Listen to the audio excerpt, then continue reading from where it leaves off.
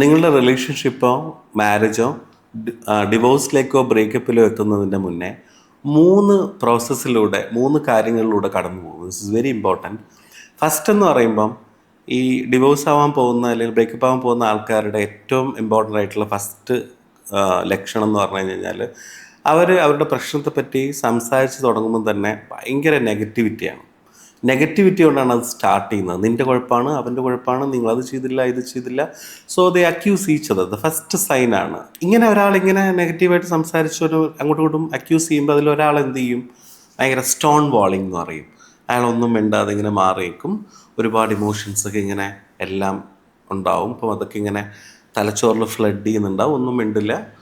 So the second thing, most important thing is physiological response. നമുക്ക് heart ഇടിപ്പ് കൂടുന്നു, നമ്മൾ കള്ളു കുടിക്കുന്നു, നമ്മൾ ഉറക്കം പോകുന്നു. And second is physiological response, ഇത് കാരണം കൊണ്ടുണ്ടായിട്ടുള്ളത്.